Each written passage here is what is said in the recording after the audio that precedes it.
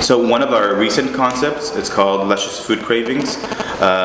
It's a new way to present food, a new way to prepare food, and a new way to serve it. What we did is we did this kind of research about fetishes in food, and kind of, like the wilder side of eating and food aesthetics. We did this project in collaboration with a Dutch designer named Lenneke Wispelwey, and she specializes in porcelain. And together we were really trying. We knew that we were going to have like porcelain objects in the collection, but this wasn't the agenda. The agenda was to create a very experiential world. And what happened is we defined our first shape, which was these porcelain cones, and we said they need to replace a plate and they need to replace a fork. And we were looking for some kind of skewer that can stand by itself. And we got these shapes for the cones. We started with one size, and then it moved on to be 3 different sizes.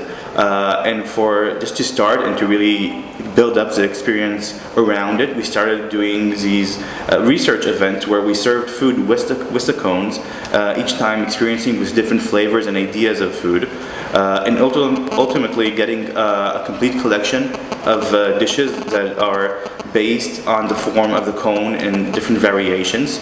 But again, this was a complete world. So on top of just having cones, we actually have textiles using patterns that we created for this project. And we also have a recipe book that you can use the cones with the recipe that we created for them. We have a mirror that you can place on the table and look at yourself while you eat to enhance this very ornamental and aesthetic experience, because the whole idea behind these cones is a new way to present food, is to create a complete image of the cone with the food on top of it. It really glorifies the food in a way, because it becomes almost like an ornament you can put on a wall, like an art piece, like a still life object. And then we created this world of images, especially for the project. And our goal for the photography was like we were trying to do a still life painting. So all our photographs are inspired by like still life paintings, and when we had to present eventually the project, and we presented it in the Dutch Design Week last year, we created installations that looked like a still life painting. So viewers can just come and look outside a big box that we built with the frame open, and you can just stand outside and look at this complete scenery that you can almost touch, because it's a 3-dimensional, but it gives you a whole idea.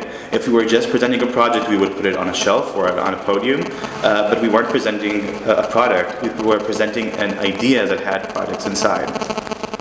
Our most recent project that we're working on right now is called Things of Edible Beauty.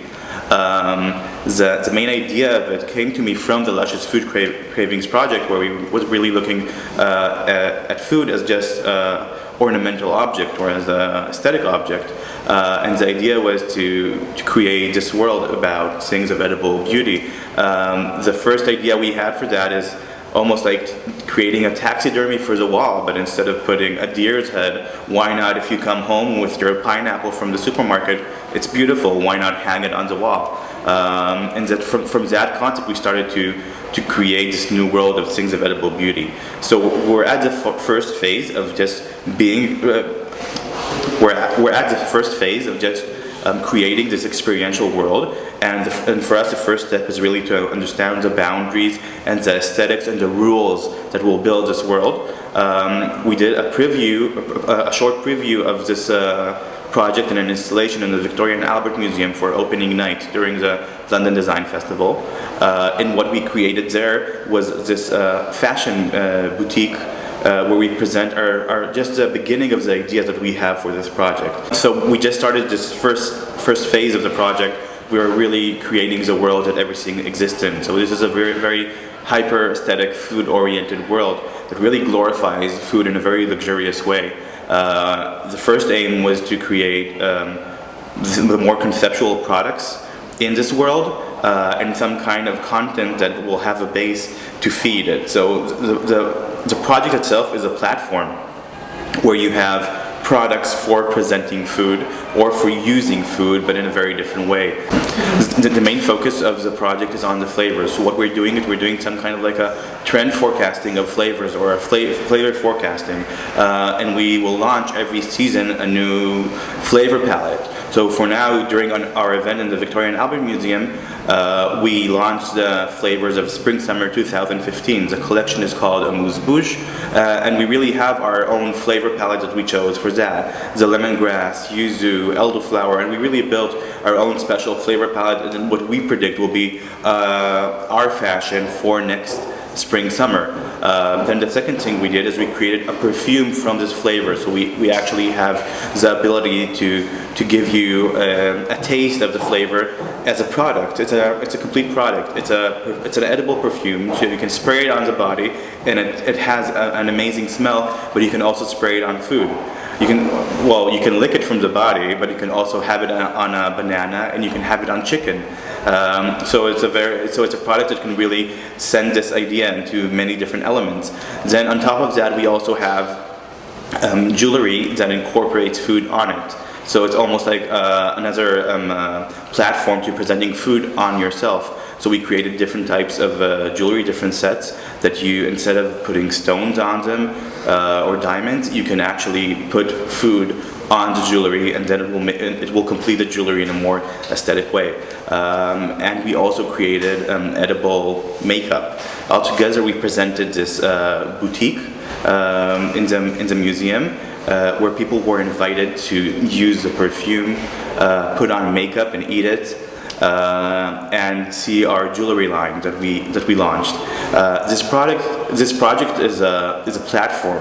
So what's going to happen is we're going to launch it during Milan Design Week this year, and inside it, we're going to have a whole new bunch of products. So it will be actual commercial products. It's going to be edible products, like a special chocolate we're designing. It's going to be tableware, and also it's going to be all kind of home accessories that incorporate food with aesthetic value, so you can really enjoy your products around the home environment.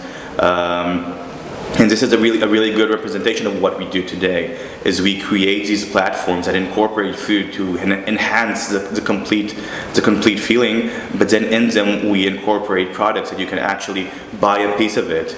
You can buy a very big plate, but you can also buy a very small candle with the scent of our perfume. So you can, and you're not buying the candle, you're buying a piece of this world, a piece of this idea, and that's what we're aiming for with these projects. Because I have a background of culinary and design, on most projects I do the design work and the food work.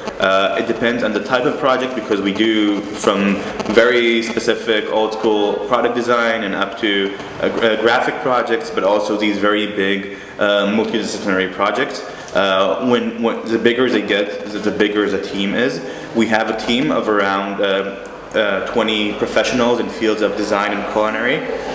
They're all freelance, so every time we create a project, one of the first phases is understanding what the project is, what are the needs of the project, and creating the exact team for that. So if I need an amazing pastry chef, and if I need somebody who's really good in production, or even specifically woodwork or ceramics, I find the right professional to do it. I have my own team, and each time I take different people, because we're so multidisciplinary.